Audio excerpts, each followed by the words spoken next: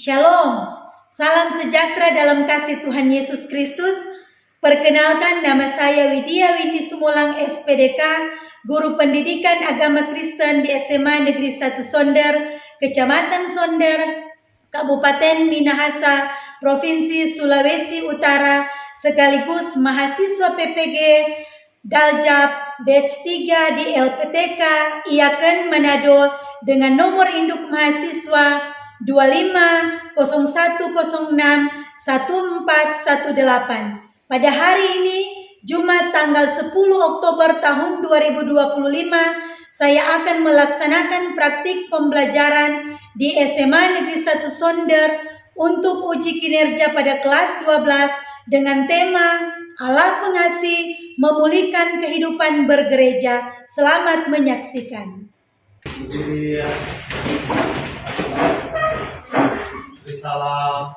Selamat pagi, Selamat pagi, silakan duduk. Apa kabar hari ini? Dahsyat, luar biasa. Yes. Kita semua diberi. Ya, puji Tuhan, orang di saat ini boleh baku dapat lagi dalam kegiatan pembelajaran untuk mata pelajaran pendidikan agama Kristen. Dan sebelum lanjut dengan kegiatan pembelajaran saat ini, tentu didahului dengan berdoa. Dan Anji diminta untuk satu siswa yang akan memimpin doa sebelum kita melaksanakan kegiatan pembelajaran di saat ini. Ya, Mario, silakan. Engkau mengasih tenaga penjaga kami saat ini dan kami akan mulai kegiatan pembelajaran agama dalam tertutup itu agar bisa berjalan dengan baik. Semoga kami dalam nama-Mu, amin. Amin. Terima kasih untuk Mario. Sebelum lanjut, Enci akan mengambil daftar hadir. Jadi, untuk siswa yang Enci panggil, silakan menjawab. Miracle Bandung, Kristi Sumarau, Mario, Jovan Galensun, Winda Oro, Marsha Menayang, Gloria Lumoa, Jonathan Buyu, Christian Tarore, Alan Goyo, Fiana Oro, Gamaliel. Ya, bersyukur Tuhan di saat ini karena semua hadir untuk hari ini. Dan saat ini kita masih dalam kegiatan pembelajaran saat ini. Kita akan belajar mengenai Allah Pengasih Memulihkan Kehidupan Bergereja. Lanjut dengan kegiatan pembelajaran. Ada yang sudah pernah mendengar lagu Batu Penjuru Gereja? Ya, yang pasti kalau kita sebagai orang Kristen ketika kita beribadah, pasti kita sudah banyak kali menyanyikan lagu Batu Penjuru Gereja. Dan sebelum kita lanjut, Enci ingin memberikan pertanyaan pemantik. Yang pertama, bagaimana suasana kehidupan yang dialami gereja menurut nyanyian itu? Apakah ada yang bisa menyampaikan untuk pertanyaan yang pertama ini? Coba, silakan.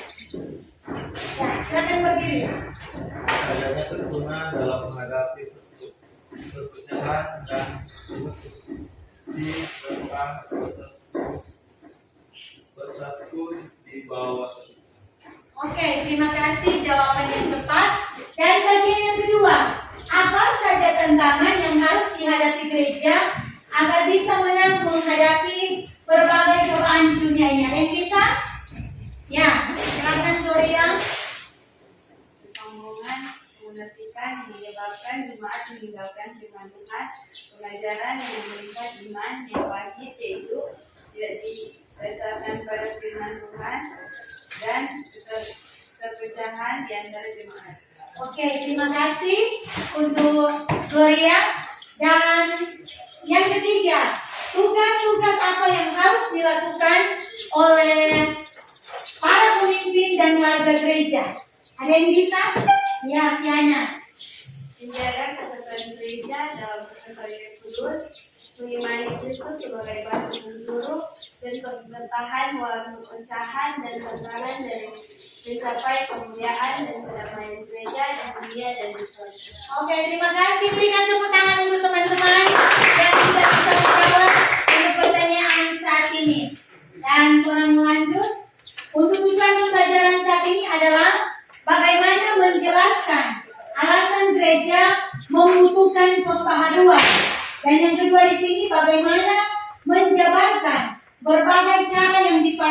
dalam membaharui gereja.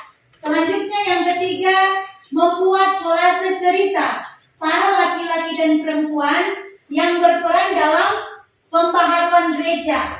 Dan bagian yang keempat di sini mempresentasikan mengenai perubahan-perubahan yang terjadi di dalam gereja pada masa kini.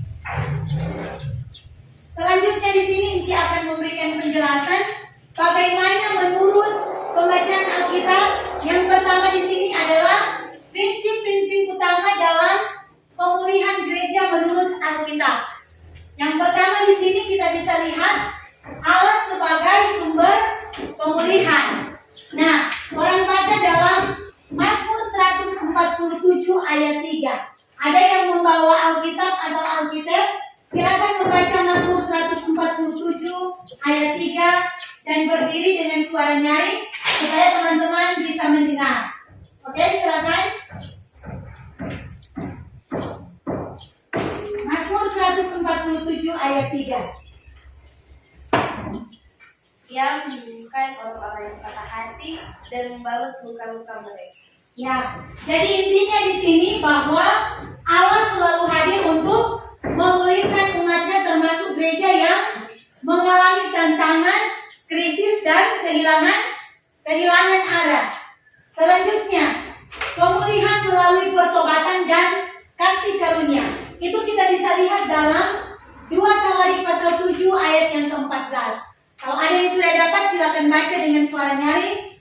2 Tawarik 7 ayat 14.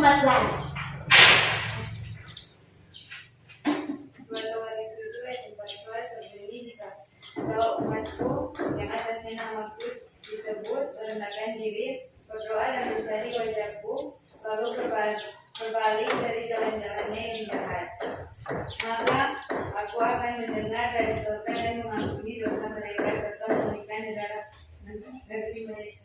Oke, jadi intinya di sini adalah pemulihan gereja itu seringkali dimulai dengan pertobatan dan kembali kepada kasih karunia. Nah, bagian ketiga di sini pemulihan hati dan spiritualitas. Itu bisa kita lihat dalam Yesaya 36 ayat 26. Yang sudah dapat silakan baca dengan suara nyaring. Yesaya 36 ayat 26.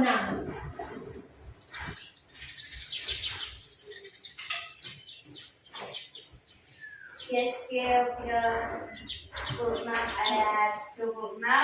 Dan bangsa-bangsa yang tertinggal yang ada di sekitarmu akan mengetahui bahwa Akulah Tuhan yang membangun kembali yang sudah musnah dan menanami kembali yang sudah tandus. Aku Tuhan yang mengatakannya dan akan membuatnya. Ya, jadi intinya di sini bahwa Allah memberikan pembaharuan spiritual bagi individu dan komunitas gereja sehingga mereka dapat hidup dalam ketaatan dan kekudusan. Selanjutnya kita lihat dalam Efesus 4 ayat 12 sampai 13. Di sini berbicara mengenai kesatuan dan penguatan tubuh Kristus. Bagi yang sudah dapat silakan baca kembali. Efesus 4 ayat 12 sampai 13. Berbunyi, untuk melengkapi orang-orang kudus bagi pekerjaan pelayanan bagi pembangunan tubuh Kristus sampai kita semua telah mencapai kesatuan iman dan pengetahuan yang benar tentang anak Allah, kedewasaan penuh dan tingkat pertumbuhan yang sesuai dengan kepenuhan Kristus. Ya, jadi intinya di sini apa? Gereja dipulihkan dalam kesatuan di mana setiap anggota berfungsi sesuai dengan panggilan untuk membangun tubuh Kristus. Ya, selanjutnya pemulihan dalam pelayanan dan misi. Bisa kita lihat dalam Yesaya 61 ayat 1 sampai 3. Coba Gamaliel bisa membacakan Yesaya 61 ayat 1 sampai 3.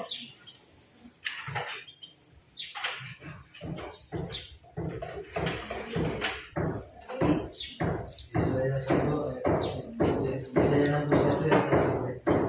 Tuhan Allah ada batu Tuhan pengampilan. Dia telah mengutus aku untuk menyampaikan kabar baik kepada orang-orang sengsara dan merawat orang-orang berduka, untuk memberitakan Perlibasan kepada orang-orang tawanan dan kepada orang-orang yang turun berpakaian di sana, untuk memberitakan Paul bahwa Tuhan dan dari pembahasan balik, untuk menghibur semua orang berkabung, untuk menanyakan kepada mereka perhiasan kepala dan inti lagu, ingat untuk pesta dan dikayi kamu, mengingat pujian-pujian dan semangat dan Tuhan. Supaya orang menunjukkan mereka poin terbagi kebenaran tanaman Tuhan untuk memperlihatkan keagungannya. Oke, jadi intinya di sini bahwa Yesaya 61 ayat 1 sampai 3, bagaimana Allah memulihkan gereja agar dapat kembali kepada panggilannya untuk memberitakan Injil dan melayani dunia dengan penuh kasih. Dan bagian yang terakhir di sini, harapan akan pemulihan yang sempurna di dalam Kristus. Itu bisa kita lihat dalam Wahyu pasalnya yang ke-21 ayat 5. Bisa dibacakan oleh Marsha, ya silakan. Wahyu pasal 15. Ia yang duduk di atas tahta itu berkata, lihatlah, aku menjadikan segala sesuatu baru, dan firman-Nya tertuliskanlah, karena segala perkataan ini adalah tepat. Ya, intinya di sini bahwa hal yang terakhir adalah pemulihan gereja di dunia adalah cerminan dari pemulihan akhir dalam kerajaan Allah di akhir zaman. Apa implementasinya dalam kehidupan orang setiap hari dapat dilihat dalam 5 poin. Jadi yang pertama di sini, bagaimana pemulihan spiritualitas jemaat, dan selanjutnya pemulihan hubungan komunitas dalam gereja. Bagian yang ketiga, bagaimana pemulihan kepemimpinan gereja, dan bagian yang keempat di sini, pemulihan pelayanan misi gereja, dan bagian kelima di sini, pemulihan gereja dalam tantangan zaman. Nah, kalau kita lihat ketika dianalisis data, Anji mengambil sesuai dengan apa yang terjadi dalam kehidupan nyata. Yaitu yang pertama, sumber data yang digunakan adalah data kehadiran jemaat dalam ibadah. Ini diambil di jemaat dalam runtun satu tahun terakhir. Dan bagian kedua yaitu data partisipasi pelayanan. Contohnya di sini keterlibatan dari anak-anak remaja untuk kegiatan-kegiatan di gerejawi. Dan ada survei kepuasan dan keterlibatan. Jadi, apakah ini survei keterlibatan dan kepuasan? Apakah diikuti baik ibadah oleh dari anak sekolah minggu, bahkan pun sampai kepada remaja. Dan selanjutnya di sini adalah bagaimana data keuangan gereja. Nah, kalau kita lihat data keuangan gereja, dilihat dari tata gereja, apabila kita melakukan pengeluaran keuangan, yang pasti itu harus ada catatan untuk pengeluaran, dan itu harus dilaporkan. Selanjutnya bagaimana itu data penginjilan. Nah, data penginjilan ini adalah mengenai pelayanan yang dilaksanakan oleh para hamba-hamba Tuhan.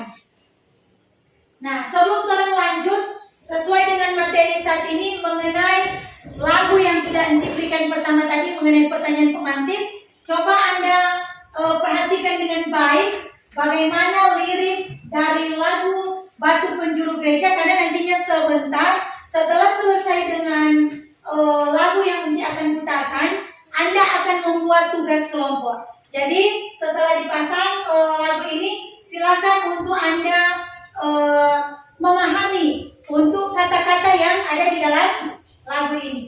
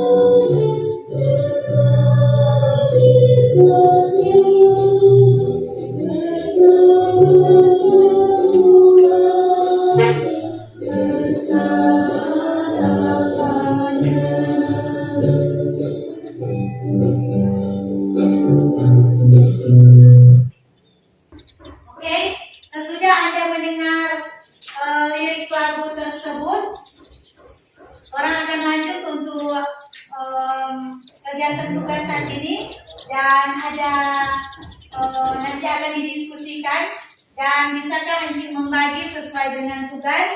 Ada 3 kelompok. Untuk kelompok yang pertama Miracle, Marsha, Gamaliel dan Tiana, dan untuk kelompok yang kedua Kristi, Winda, Gloria dan Malen, dan kelompok yang ketiga Mario, Jovan, Jonathan dan Christian. Jadi untuk kelompok yang pertama kita lihat belajar dari lagu ya. Bisa Anda tulis untuk tugas dari kelompok 1. Oke. Selanjutnya kelompok 2. Kelompok 1 sudah selesai mencatat? Kelompok 1 sudah selesai mencatat? Ya, sekarang kelompok 2. Oke, kelompok 2. Silakan.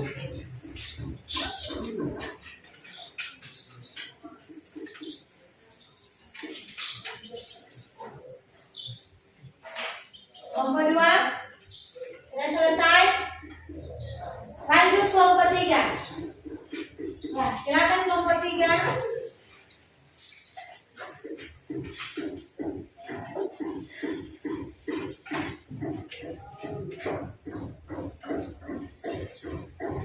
Untuk diskusi 5 menit dari sekarang.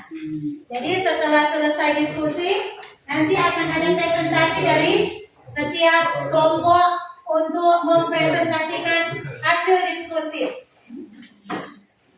Yang sudah selesai silakan.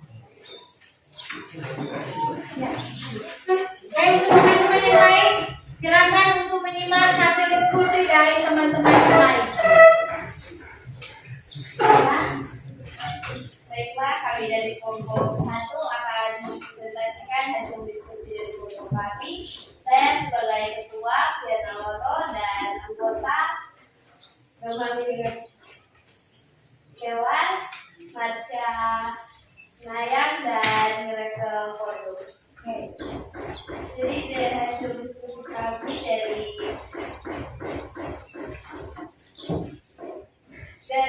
lagu tadi, dalam lagu tujuh gereja digambarkan bahwa kehidupan gereja berdiri kokoh di atas Kristus sebagai batu gereja. Artinya gereja hidup dalam iman, pengharapan dan kasih pada Tuhan.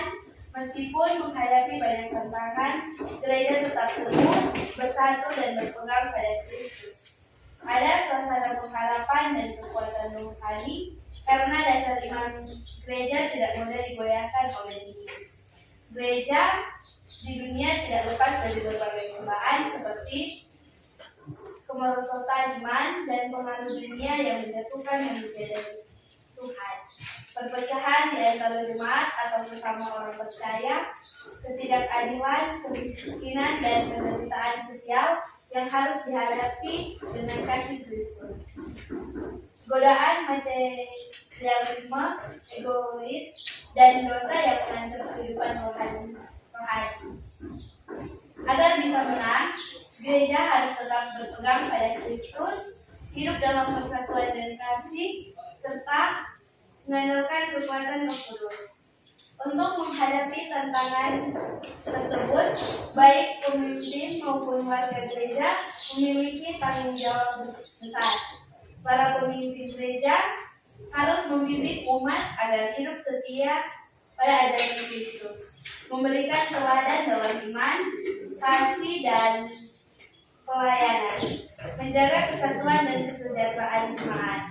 Warga gereja harus aktif dalam pelayanan dan persekutuan, menyebarkan kasih, damai, dan pengharapan di tengah masyarakat, menjadi saksi Kristus melalui tindakan nyata dan hidup yang benar. Jadi kesimpulan dari lagu baju gereja mengingatkan bahwa gereja akan tetap kokoh dan menang menghadapi cobaan jika seluruh umat, baik pemimpin maupun jemaat, hidup bersatu di atas dasar yang teguh, yaitu Yesus Kristus, batu gereja. Demikianlah yang dari presentasi kami. Terima kasih. Ya, berikan tepuk tangan untuk kelompok 1. Terima kasih. Dan selanjutnya, ya, kelompok 2. Kami dari kelompok 2 mempresentasikan saya semua anggota keluarga volunteer dan pertanyaan jika juga menjadi bagian kita perjanjian baru yang menulis tentang pelayanan kaum perempuan dan catat apa saja yang keistimewaan mereka serta apa tujuan berharap mereka. Bagian Alkitab Lukas 8:1-3, perempuan itu melayani Yesus dan murid-muridnya dengan kekayaan mereka. Nama-nama yang disebut antara lain Maria Magdalena, Yohana, Susana, dan banyak perempuan lain. Pelayanan kaum perempuan, mereka menemani Yesus dalam perjalanan dan pelayanannya. Mereka memberi dukungan materi bagi pelayanan Yesus. Mereka setia bahkan saat yang Yesus disalibkan, sementara banyak murid laki-laki melarikan diri. Lukas 23:59, Matius 25:55-56. Mereka juga yang bertanya kali datang di kubur Yesus dan menjadi saksi pertama kebangkitannya. Keistimewaan mereka setia dan berani melayani meski dalam situasi sulit. Rendah hati dan rela berkorban dengan harta dan tenaga.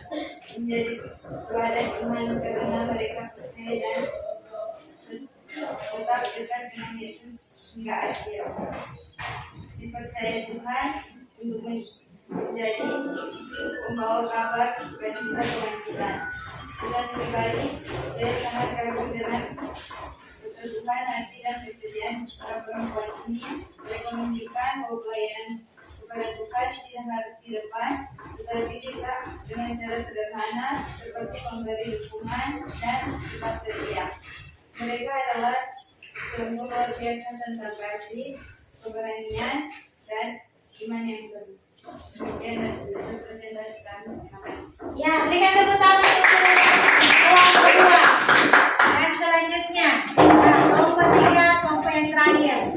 Terima kasih kesempatan yang diberikan. Saya atas nama ketua dari kelompok 3, saya Jonathan dan anggota Pak Telensun, Rio Rendenu dan Siantato. Kami akan mempresentasikan hasil kerja kami.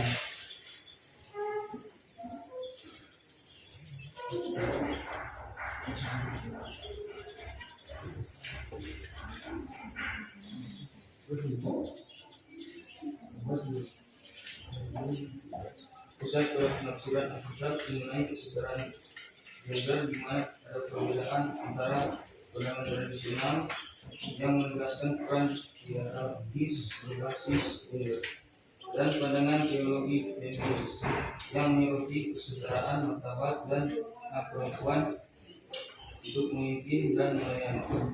Kritik muncul dari adanya kesenjangan antara ajaran Alkitab tentang kesetaraan dan praktik kerja yang seringkali membatasi kontribusi perempuan hanya pada peran domestik atau pendidik.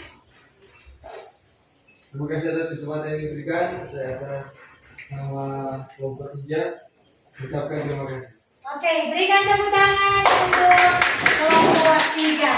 Jadi, setelah kita mendengar seluruh presentasi dari kelompok 1, kelompok 2, dan kelompok 3 sesuai dengan lagu yang sudah diputar tadi mengenai batu penjuru gereja. Di sini kita bisa merefleksikan bahwa dari semua uraian yang sudah kita sampaikan tadi, kita melihat bahwa ada banyak sekali cara yang digunakan oleh Allah untuk memperbaharui gerejanya. Jadi, sejak ada gerakan reformasi yang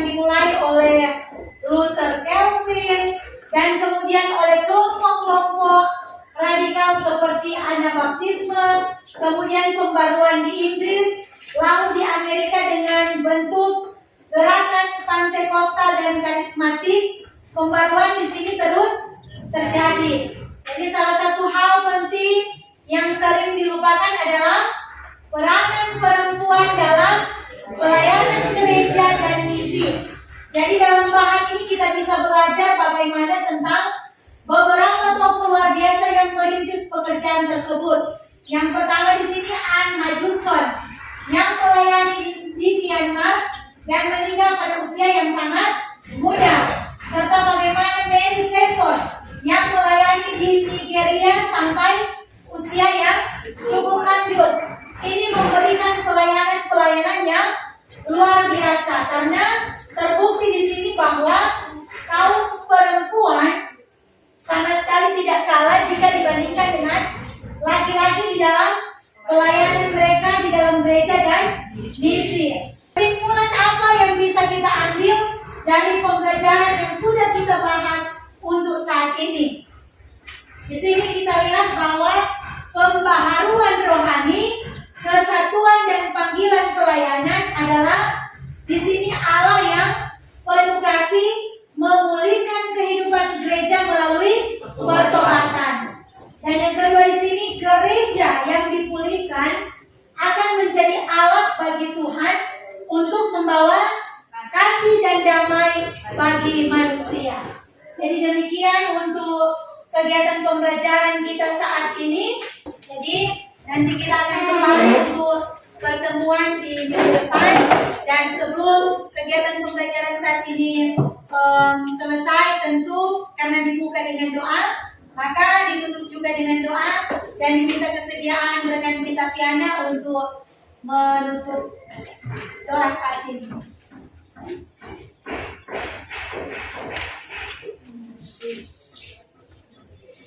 Saya udah lihat semua. Mari kita satu langkah, kalau Bapak yang mau baik, terima kasih atas kegiatan penyertaan, sehingga kegiatan belajar mengajar kami boleh terselesaikan nanti. Pada sebentar kami akan pulang, melanjutkan perjalanan kami agar kami bisa tiba di rumah kami dengan selamat. Hanya ini yang menjadi doa dan keinginan kami. Di dalam namamu kami berdoa dan mengucap syukur kepada kami. Silakan duduk. Terima kasih dan kita akan bertemu dengan pembelajaran di minggu depan.